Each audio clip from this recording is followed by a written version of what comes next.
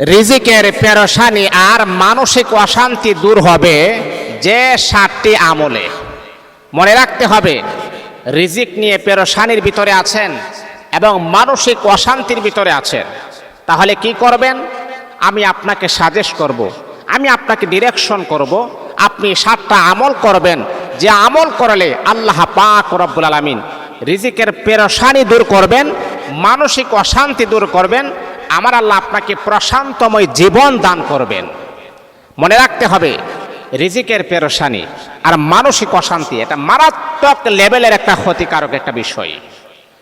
আপনার কাছে যদি রিজিক না থাকে, টাকা পয়সা না থাকে, এটা যে কি পরিমাণ একটা জ্বালা যন্ত্রণা, কি পরিমাণ যে একটা পেরেশানি, এটা যেই ব্যক্তি এরকম ভোগান্তির ভিতরে আছে, ওই ব্যক্তি ছাড়া দ্বিতীয় কাউকে আপনি বুঝাইতে পারবেন না।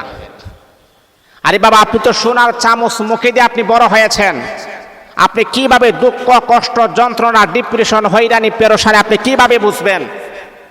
আলহামদুলিল্লাহ, আমরা গরিবের সন্তান, আলহামদুলিল্লাহ, এটা গর্ব করে বলতে পারি। মানুষের দুঃখ কষ্ট যন্ত্রণা হয়রানি পেরেশানি তিলে তিলে বুঝতে পারি, কারণ এই তিলে তিলে আমরা বড় হয়েছি।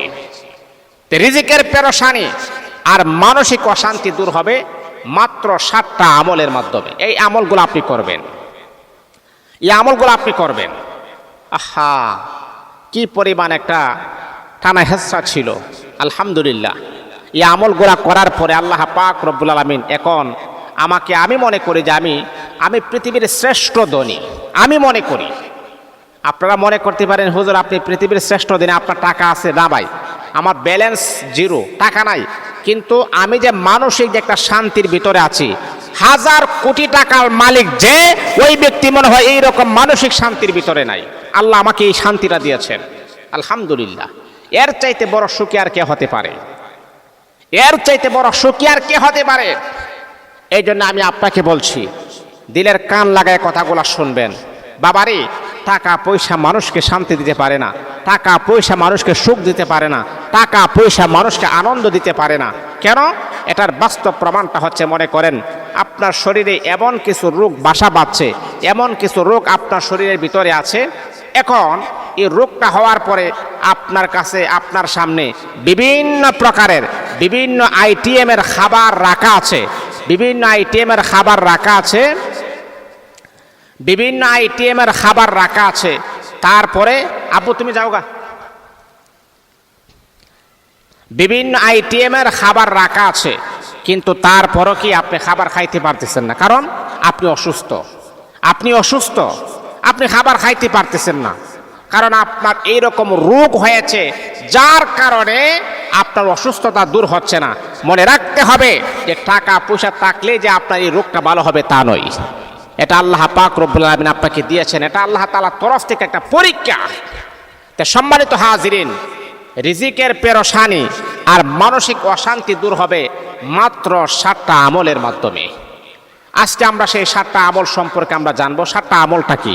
1 নাম্বার, কথাগুলা পয়েন্টগুলা যেন না হারায় যায়, কথাগুলা শুনবেন ইনশাআল্লাহ। আমি মনে করি এই সাজেশন অনুযায়ী যদি আপনি আপনার জীবনটা পরিচালনা করেন, এই নিয়মে যদি আপনি আপনার লাইফটাকে সেটেল করেন, আপনার রিজিকের পেরেশানি দূর হবে, মানসিক অশান্তি দূর হবে, আল্লাহ আপনাকে পরিপূর্ণ সুখ এবং শান্তির মালিক আমার আল্লাহ আপনাকে বানায়া দিবেন, যদি এই 7টা আমল যদি আপনি করতে পারেন। 1 নাম্বার, সেটা হলো প্রচুর পরিমাণে দরুদ শরীফ পাঠ করবেন, প্রচুর পরিমাণে, এটার কোনো বিকল্প নাই। প্রচুর পরিমাণে আপনি দরুদ শরীফ পাঠ করবেন, এটার কোনো বিকল্প নাই। হাঁটতে চলতে দরুদ পাঠ করবেন, উঠতে বসতে দরুদ শরীফ পাঠ করবেন, যার কোনো বিকল্প নাই। আপনি শুয়ে রয়েছেন, দরুদ শরীফ পাঠ করবেন। বন্ধুরা আমার, আপনি জানেন একজন সাহাবী আল্লাহর হাবিব বিশ্ব নবী মুহাম্মদুর রাসূলুল্লাহ সাল্লাল্লাহু আলাইহি ওয়াসাল্লামকে বলতেছেন, ইয়া রাসূলুল্লাহ, ইয়া হাবিবাল্লাহ, গো আল্লাহর নবী, আমি যদি দরুদ শরীফ দোয়ার মাঝে যদি আমি দরুদ শরীফ পড়ে কতটুকু পড়তে হবে? ওই সাহাবীকে আল্লাহর হাবিব বললেন, তুমি কতটুকু পড়ো? বলতেছেন, ইয়া রাসূলুল্লাহ, ইয়া হাবিবাল্লাহ, 4 ভাগের 1 ভাগ আমি দরুদ শরীফ পাঠ করি। তখন আমার নবী বলতেছেন, সাহাবী, যদি তুমি আর একটু বাড়িয়ে পড়ো তাহলে আরো ভালো হবে। কিছুক্ষণ পর এই সাহাবী বলল, ইয়া রাসূলুল্লাহ, যখনই আমি মুনাজাত করব, যখনই আমি দোয়া করব, ইয়া রাসূলুল্লাহ, 4/2 ভাগ আমি দুরূদ শরীফ পড়ব। আমার নবী তারপরে বললেন, সাহাবীরা যদি আরেকটু বাড়িয়ে পড়া আরো ভালো হবে। ওই সাহাবী বলতেছেন, ইয়া রাসূলুল্লাহ, তাহলে আমি 3 ভাগ পড়ব। নবীজি বলতেছেন, আর একটু বাড়ায় পড়লে আরো ভালো হবে। একেবারে সহজ সরল মনা সাহাবী বললেন, ওগো আল্লাহর নবী, আল্লাহর নামের কসমকে বলি গো নবীজি, আমি যখন মুনাজাত করব, দোয়া করব, সারাটা দোয়ার মাঝে শুধু আমি দুরূদ শরীফ পড়ব। আল্লাহর নবী তখন সাহাবীকে বললেন, সাহাবী, যদি মুনাজাতের ভিতরে দুরূদ শরীফ পড়ো, দোয়ার ভিতরে দুরূদ শরীফ পড়ো, তাহলে অন্য কোনো কিছু চাওয়ার তোমার কোনো প্রয়োজন নাই, আমার আল্লাহ তোমার জিম্মাদারি গ্রহণ করে নিবে। যদি তুমি দুরূদ শরীফ পড়ো, তাহলে অন্য কিছু চাওয়ার কোনো প্রয়োজন নাই, আল্লাহ তোমার জিম্মাদারি গ্রহণ করবে, আর কোনো কিছু প্রয়োজন নাই তোমার, যাও। তাই সম্মানিত হাজিরিন, প্রচুর পরিমাণে আপনি দুরূদ শরীফ পাঠ করবেন, এটার কোনো বিকল্প নাই। চলতে ফিরতে, উঠতে বসতে, খাইতে ঘুমাইতে শুইতে আপনি দুরূদ শরীফ পড়বেন। দুরূদ শরীফটা হচ্ছে সবচাইতে ছোট্ট দুরূদটা হচ্ছে সাল্লাল্লাহু আলাইহি ওয়াসাল্লাম। সাল্লাল্লাহু আলাইহি ওয়াসাল্লাম সবচাইতে ছোট্ট দুরূদ হইটা, সাল্লাল্লাহু আলাইহি ওয়াসাল্লাম। যদি আপনি পারেন আর একটু বাড়িয়ে আপনি পড়বেন, দুরূদ ইব্রাহিমটা আপনি পড়বেন, আল্লাহুম্মা সাল্লি আলা মুহাম্মাদি ওয়া আলা আলি মুহাম্মাদ কামা সাল্লাইতা আলা ইব্রাহিম ওয়া আলা আলি ইব্রাহিম ইন্নাকা হামিদুম মাজিদ। আল্লাহুম্মা বারিক আলা মুহাম্মাদি ওয়া আলা আলি মুহাম্মাদ কামা বারাকতা আলা ইব্রাহিম ওয়া আলা আলি ইব্রাহিম ইন্নাকা হামিদুম মাজিদ। বিভিন্ন প্রকারের দুরূদ আছে, এই দুরূদটা আপনি পড়বেন। আল্লাহুম্মা সাল্লি ওয়া সাল্লিম আলা নাবিয়্যিনা মুহাম্মদ, আল্লাহুম্মা সাল্লি আলা সাইয়্যিদিনা মুহাম্মদ ওয়া আলা আলি মুহাম্মদ। এই যে বিভিন্ন প্রকারের দুরূদ শরীফ আছে, ও বাবা, আপনি সবচাইতে ছোট যে দুরূদটা হলো সেটা হলো সাল্লাল্লাহু আলাইহি ওয়াসাল্লাম, সাল্লাল্লাহু আলাইহি ওয়াসাল্লাম। এই প্রচুর পরিমাণে যদি আপনি দুরূদ শরীফ পড়েন, তাহলে আপনার কি ফায়দা হবে ও বন্ধু, আপনার কি লাভ হবে? আল্লাহ পাক রব্বুল আলামিন রিজিকের পেরেশানি আমার আল্লাহ দূর করবেন, অশান্তি আমার আল্লাহ দূর করবেন, মানসিক শান্তি আমার আল্লাহ আপনার ভিতরে নাজিল করে দিবেন। অশান্তি দূর হয়ে যাবে, মানসিক শান্তি আল্লাহ আপনাকে দান করে দিবেন। মানসিক যেটা শান্তি সেটা আপনি পেয়ে যাবেন এই দুরূদ শরীফের মাধ্যমে ইনশাআল্লাহ। এটা মনের একটা প্রশান্তি যদি আপনি দুরূদ শরীফ বেশি বেশি আপনি পড়েন। এই জন্য বাবা, এই দুরূদ শরীফের আমলটা কখনো আপনি ছাড়বেন না। কারণ হাদিসের ভিতরে আসছে, যখন আপনি আল্লাহর কাছে যখন দোয়া করবেন, যেই দোয়ার ভিতরে দুরূদ শরীফ আছে, এই দোয়াটা আল্লাহ পাকের কাছে অতি দ্রুত কবুল হয়। আর যেই দোয়ার ভিতরে দুরূদ শরীফ নাই, এই দোয়াটা আসমান আর জমিনের মাঝখানে ঝুলন্ত অবস্থায় থাকে, দোয়াটা কবুল হবে কি হবে না। এই জন্য আমি আপনাকে সাজেস্ট করবো, আপনি দুরূদ শরীফ পড়বেন। আপনি প্রচুর পরিমাণে দুরূদ শরীফ আপনি পড়বেন। দুরূদ শরীফটাকে আপনি আপনার জীবনের সাথী বানিয়ে ফেলবেন, আপনার বন্ধু বানিয়ে ফেলবেন। এই দুরূদ শরীফ পড়লে আল্লাহর রাসূল সাল্লাল্লাহু আলাইহি ওয়াসাল্লাম আপনাকে হাসরের মাঠে আমার নবী আপনাকে সুপারিশ করে জান্নাতি বলে ঘোষণা করবেন। আপনি জানেন দুরূদ শরীফ পড়লে কি হয়? নবীর উপরে মুহাব্বতে দুরূদ শরীফ পড়লে কি হয়? এই দুরূদ শরীফ আমলটা আমার আল্লাহ স্বয়ং নিজে করেন। আল্লাহ পাক রব্বুল আলামিন বলে, বাংলা আমি নামাজ পড়ি না, কোরআন তেলাওয়াত করি না, জিকির আজকার করি না, সোনার মদিনায় হজ করি না, দান সদকা করি না, কিন্তু আমি আল্লাহ একটা আমল করি। ও বান্দা, শুধু তা নয়, আমি দে করি তা নয়, আসমানের অসংখ্য গণিত কোটি কোটি ফেরেশতারা আমলটা করে। এই আমলটা কি? সেটা হলো ইন্নাল্লাহা ওয়া মালাইকাতাহু ইউসাল্লুনা আলান নবী। আমি আল্লাহ এবং ফেরেশতারা আমার হাবিব বিশ্ব নবী সরকার দু আলম নবীর উপরে দুরূদ শরীফ পড়ি। এটা আল্লাহ পাকের আমল। এই আমলটা আপনি করবেন, দুরূদ শরীফ পড়বেন। আল্লাহ পাক দেখবেন আপনার গায়বে খাজানা থেকে আমার আল্লাহ রিজিকের দরওয়াজা প্রশস্ত করে দিবেন, রিজিকের ভান্ডার খুলে দিবেন। আল্লাহ আপনার জন্য রিজিক বরাদ্দ করে দিবেন ইনশাআল্লাহ। এই যে আপনি এই আমলটা আপনি করবেন, পারবেন তো ইনশাআল্লাহ? এটা হলো 1 নাম্বার। 2 নাম্বার হলো প্রচুর পরিমাণে আপনি ইস্তেগফার আপনি পড়বেন। ইস্তেগফার কি বলছি, প্রচুর পরিমাণে একেবারে উঠতে লাজেম, মান লাজিমাল ইস্তেগফার, এটা লাজেম বানিয়ে ফেলবেন, অপরিহার্য বানিয়ে ফেলবেন, প্রচুর পরিমাণে ইস্তেগফার পড়বেন। বন্ধুরা আমার, আপনি জানেন ইস্তেগফার যদি আপনি পড়েন তাহলে ইস্তেগফারের অনেক ফায়দা আছে, অনেক উপকার হলো। এর ভিতরে প্রথম নাম্বার উপকার হলো, যদি আপনি ইস্তেগফার পড়েন তাহলে আল্লাহ পাক রব্বুল আলামিন আপনাকে মুস্তাজাবুদ দাওয়া বানায় দিবেন। মুস্তাজাবুদ দাওয়া বলা হয় আল্লাহর কাছে যখন আপনি দুই কানা হাত বাড়াইবেন, আল্লাহ পাক রব্বুল আলামিন আপনার দোয়াটাকে অতি দ্রুত আমার আল্লাহ কবুল করবেন। আপনি হাত বাড়াইতে দেরি হবে, আপনার মুনাজাত আমার আল্লাহ কবুল করতে দেরি করবেন না। এটা হলো মুস্তাজাবুদ দাওয়া, আল্লাহ আপনাকে বানায় দিবেন, আপনার দোয়া কবুল হবে। ইস্তেগফার পড়লে মনের আশা পূরণ হয়, আপনার মনের যে একটা আশা আকাঙ্ক্ষা আছে সেটা পূরণ হয়। ইস্তেগফার পড়লে মানসিক শান্তি আসে, অশান্তি দূর হয়। ইস্তেগফার পড়লে রিজিকের পেরেশানি, হয়রানি, টেনশন আমার আল্লাহ দূর করে দেন। আপনি ইস্তেগফার বেশি বেশি পড়বেন। মান লাজিমাল ইস্তেগফার জাআলাল্লাহু লাহু মিন কুল্লি দিকিম মাখরাজা ওয়া মিন হাম্মিন ফারাজা। ইস্তেগফার পড়লে আল্লাহ পাক রব্বুল আলামিন এমন এমন জায়গা থেকে আমার আল্লাহ আপনার জন্য রিজিকের বরাদ্দ করবেন, এমন এমন জায়গা থেকে আল্লাহ পাক রব্বুল আলামিন আপনার জন্য রিজিকের দরওয়াজা প্রশস্ত করবেন, যেটা আপনার কখনো কল্পনা নাই, আপনার কখনো ধারণা নাই। আর এমন জায়গা থেকে কিভাবে আল্লাহ পাক আমার রিজিকের ফয়সালা করেছেন এটা তো আমি ভাবতে পারি নাই, এটা তো অকল্পনীয়।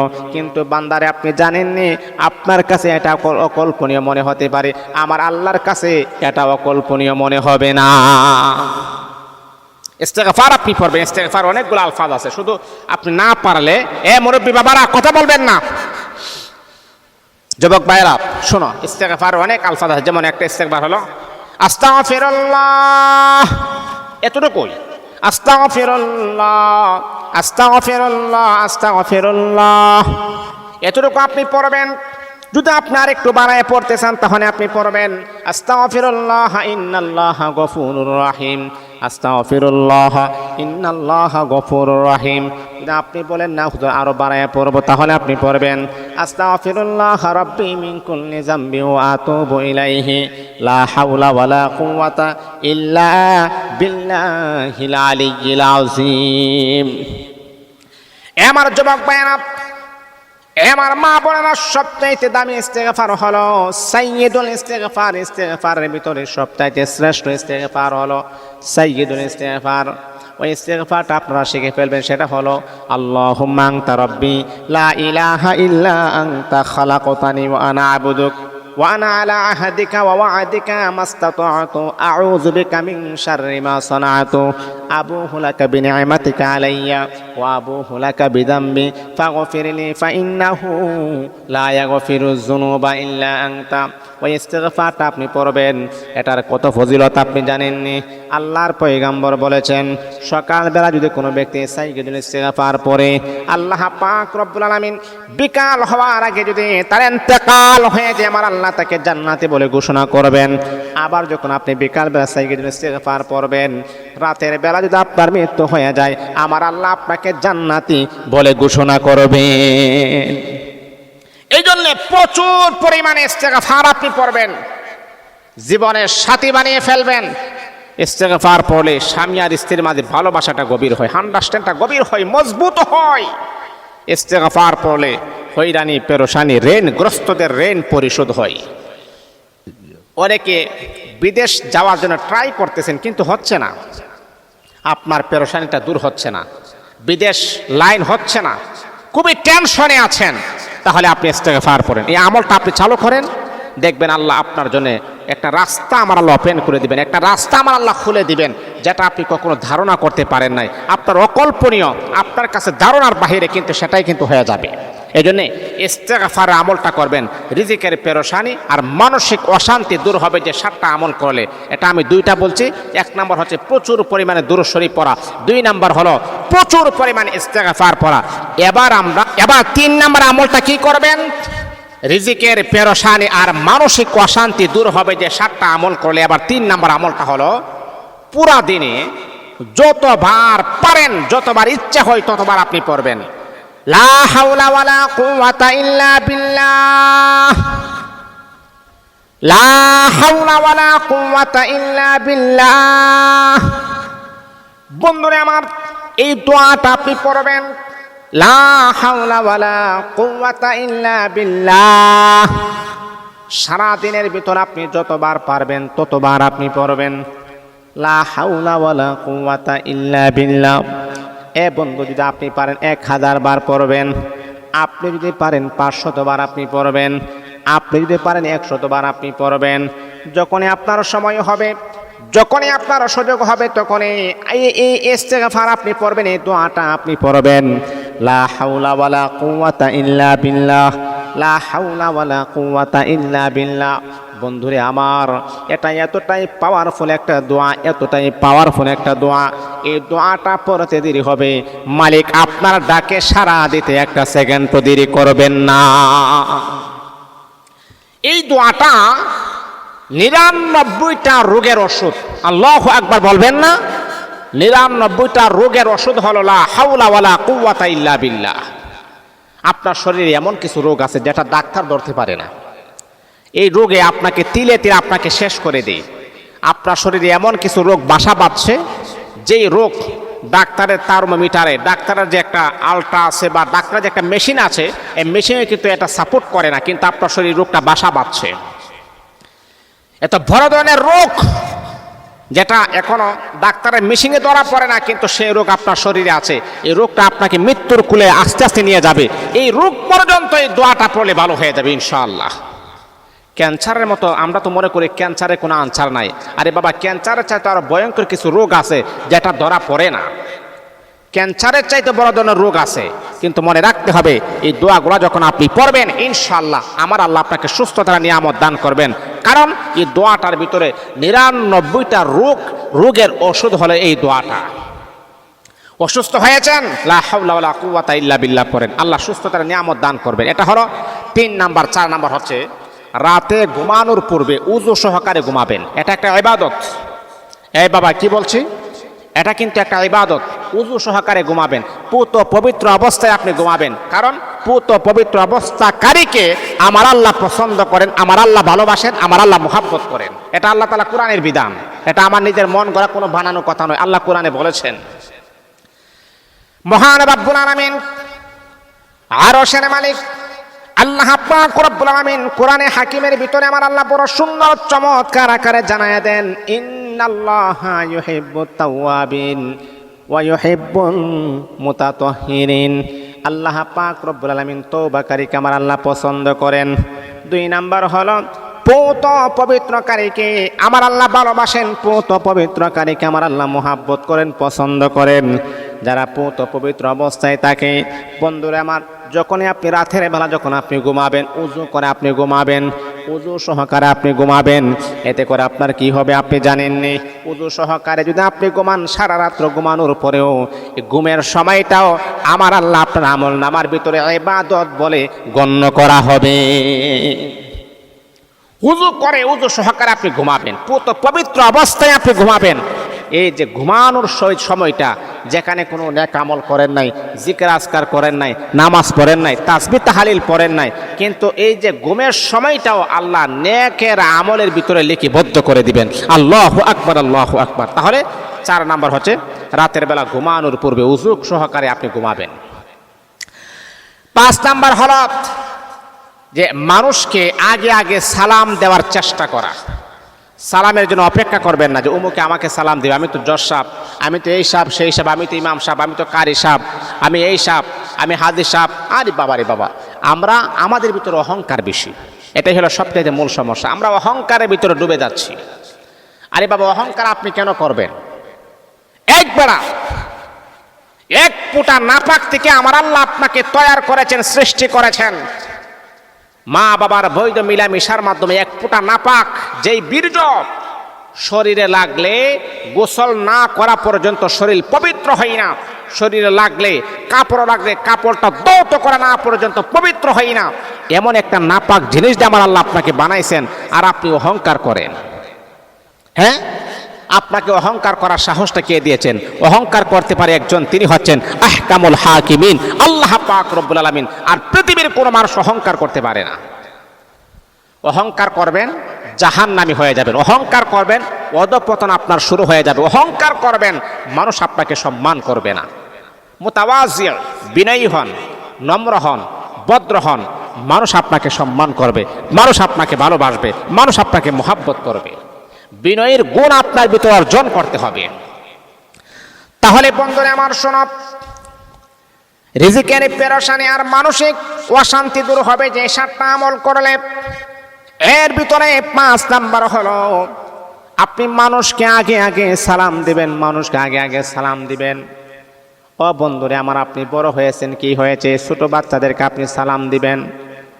বাবা তার মেয়েকে সালাম দিবে, বাবা তার সন্তানকে সালাম দেবে, স্বামী তার স্ত্রীকে সালাম দেবে, স্ত্রী তার স্বামীকে সালাম দেবে, স্বামী তার শ্বশুরকে সালাম দেবে, শ্বশুর তার জামাইকে সালাম দেবে। কারণটা হলো, জানেননি রে বাবা, আপনি জানেননি, আম্মা জান আয়েশা সিদ্দিকা রাদিয়াল্লাহু তাআলা আনহা বলেন, পৃথিবীর মানুষেরা তোমরা জানো রে, আমার স্বামী হলো তামাম পৃথিবীর সর্বশ্রেষ্ঠ স্বামী, আল্লাহর পরে যার সম্মান, আল্লাহর পরে যার মর্যাদা। আমি কয়েকবার চিন্তা করলাম, আহারে আজকে আমি আমার স্বামীকে আগে আগে সালাম দিব। আম্মা জান আয়েশা বলে, পৃথিবীর মানুষেরা রে, আমার স্বামীকে আমি যতই চেষ্টা করি না কেন, আমি আগে আগে সালাম দিবার প্রস্তুতি গ্রহণ করি, কিন্তু বিশ্বনবী দূর থেকেই আমাকে লক্ষ্য করে সালাম প্রদান করে দেই। আল্লাহর পরে যার সম্মান, আল্লাহর পরে যার মর্যাদা, পৃথিবীর শ্রেষ্ঠ মানব, যার সামনে পিছনে ডানে বামে ওপরে নিচে কোনো গুনাহ নাই, নিষ্পাপ নবী, মাসুম নবী।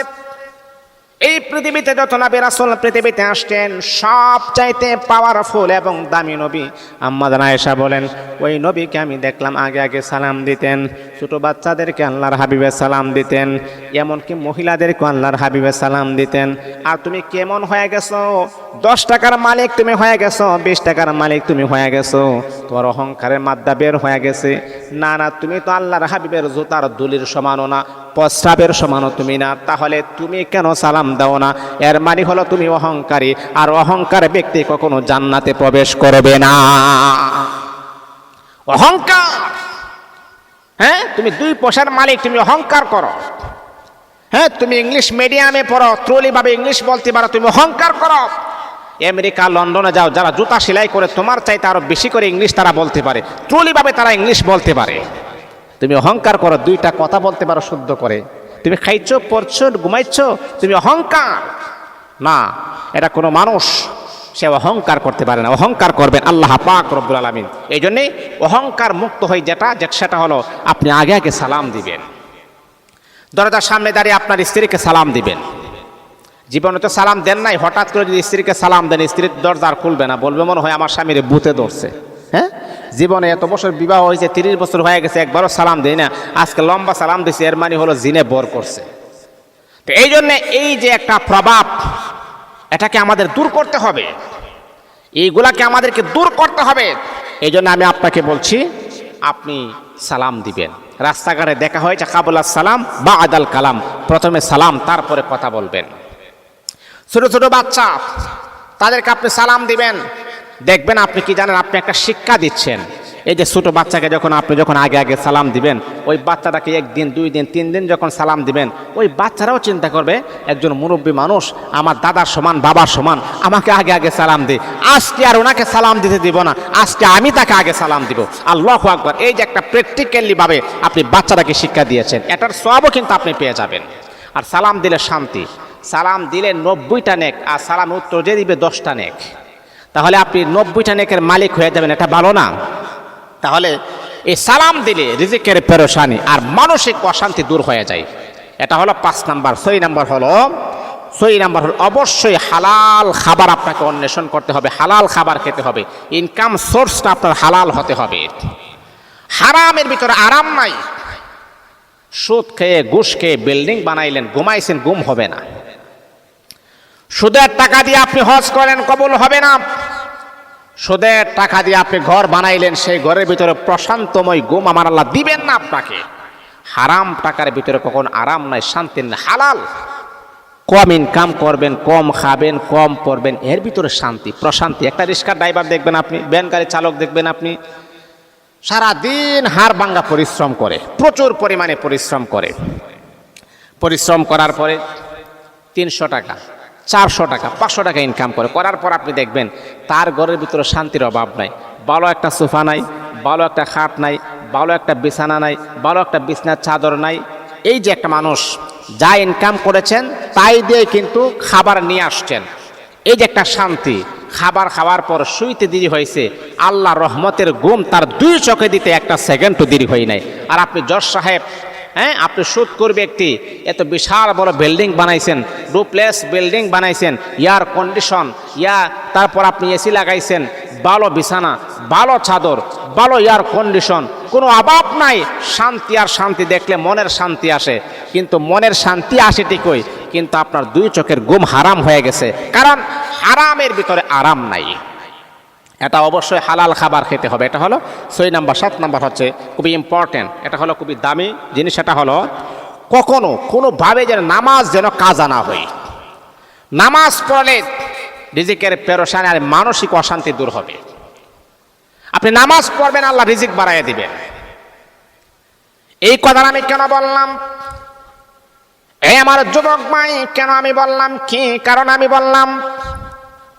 আল্লাহ পাক রব্বুল আলামিন কোরআনুল কারীমের ভিতরে আমার আল্লাহ চমৎকার ভাবে আমার আল্লাহ জানাইয়া দিয়েছেন, ও আমার হাবিব আপনি তাদেরকে বলেন, ও আমুর আহলাকা বিসসালাতি ওয়াসতাবির আলাইহা লা নাসআলুকা রিজকা নাহনু নারযুকুকা ওয়াল আকিবাতু লিত্তাকওয়া।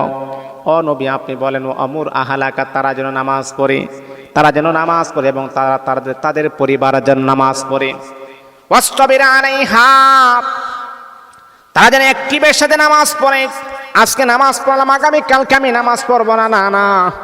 তারা যেন নামাজ পড়ে, তারা যেন অ্যাক্টিভ সহকারে যেন নামাজ পড়ে। আপনি জানেন নি গো নবীজি, লা নাসআলুকা রিজকা, আমি আমার বান্দার কাছ থেকে রিজিক চাই না, নাহনু নারযুকুকা, অথচ আমি আমার বান্দাকে রিজিক প্রদান করি। এটাই প্রতীয়মান হয় যে নামাজ পড়লে রিজিক বাড়ে। নামাজ পড়লে কি বাড়ে? নামাজ পড়লে আল্লাহ রিজিক বাড়ায় দেন, রিজিকের দরওয়াজা আমার আল্লাহ প্রশস্ত করে দেন, রিজিকটাকে আমার আল্লাহ বৃদ্ধি করে দেন। এই জন্যে বাবা, পৃথিবীর যেই কোনো প্রান্তে আপনি থাকেন না কেন, নামাজটা যেন আমার আপনার যেন মিস যেন না হয়ে যায়। নামাজ আপনি পড়বেন, আল্লাহ রিজিকের দরওয়াজা বলন্দ করে দিবে, রিজিকটা আমার আল্লাহ বাড়াইয়া দিবেন। রিজিক যে কোথায় থেকে আসবে আপনি কল্পনা করতে পারবেন না, আপনি ধারণাও করতে পারবেন না যে এমন এমন জায়গা থেকে আল্লাহ আপনার জন্য রিজিক বরাদ্দ করে দিয়েছেন। নামাজ পড়বেন, 5 ওয়াক্ত নামাজ পড়েন, ব্যবসা করেন, সমস্যা নাই, আপনি নামাজ পড়বেন, নামাজ পড়বেন। মান হাফাযা আলাস সালাওয়াতি আকরামাহুল্লাহু বিখামসি খিসাল, যদি কোনো ব্যক্তি নামাজ পড়ে আল্লাহ পাক তাকে 5টা পুরস্কার দান করবেন, 5টা পুরস্কৃত আমার আল্লাহ করবেন। ও বন্ধু আমার, নামাজ পড়বেন, কবর আযাব মাফ হয়ে যাবে। নামাজ পড়বেন, ডান হাতে আমার আল্লাহ আমলনামা দিবেন। নামাজ পড়বেন, আল্লাহ তাআলা বিনা হিসাবে জান্নাতে পৌঁছায় দিবেন। আপনি নামাজ পড়বেন, ফুল চিরাতের ফুল আমার আল্লাহ পার করে দিবেন। নামাজ পড়বেন, কবরটাকে আপনার জন্য আমার আল্লাহ জান্নাতের বাগিচা বানায় দিবেন। এই জন্যে বাবা নামাজ কখনো ছাড়া যাবে না। আপনি জানেননি আল্লাহর হাবিব বিশ্বনবী বলেছেন, আউয়ালু মা ইউহাসাবু বিহিল আবদু ইয়াউমাল কিয়ামাতিস সালাহ, কিয়ামতের মাঠে সর্বপ্রথম আমার আপনার কাছ থেকে যে হিসাবটা নেবেন সেটা হলো নামাজ। নামাজের হিসাবটা সর্বপ্রথম আমার আল্লাহ আমার আপনার কাছ থেকে নেবেন। ও বন্ধু আপনি জানেননি, মুফাসসিরিনে কেরাম তাফসীরের কিতাবের ভিতরে বড় সুন্দর করে বলেন, নামাজের হিসাব যদি তোমার সহজ হয়ে যায়, বাকি হিসাবগুলো আমার আল্লাহ তোমার জন্য একেবারে সহজ করে দিবেন। এই আমার যুবক ভাই, আমার যুবক বোন, আমার দিলের কান লাগায় শোনেন, নামাজের হিসাব যদি তোমার জন্য কঠিন হয়ে যায়, তাহলে অন্য হিসাব তোমার জন্য মারাত্মক লেভেলের কঠিন হবে। ওই হিসাবগুলো আপনার জন্য আরো কঠিন হয়ে যাবে। এই জন্য আপনি নামাজ পড়বেন, নামাজের হিসাব যদি সহজ হয়ে যায় তাহলে অন্য হিসাবটা সহজ হয়ে যাবে। ও বন্ধু, হাসরের মাঠে সর্বপ্রথম যে প্রশ্ন করা হবে সেটা হলো নামাজ, নামাজ, নামাজ, নামাজ। আমার নবীজি মৃত্যুর আগ মুহূর্তে বলেছেন, আমার উম্মতরা নামাজ পড়ো, নামাজ পড়ো, নামাজ ছাড়বা না। এই নামাজ তোমার জান্নাত, এই নামাজ তোমার রিজিক, এই নামাজ তোমাকে জান্নাত পর্যন্ত পৌঁছায়া দিবে। এই জন্য নামাজের কোনো বিকল্প নাই। এই জন্য বাবারে, নামাজ পড়লে রিজিকের পেরেশানি আর মানসিক অশান্তি দূর হবে। যে 7টি আমল করলে একটার চাইতে একটা আমল, এই আমলগুলো কখনো যেন মিস যেন না হয়ে যায়। 7টা আমল যথা নিয়মে যথা সময় আমরা করব। আল্লাহ আমাদের সবাইকে আমল করার তৌফিক দান করুন।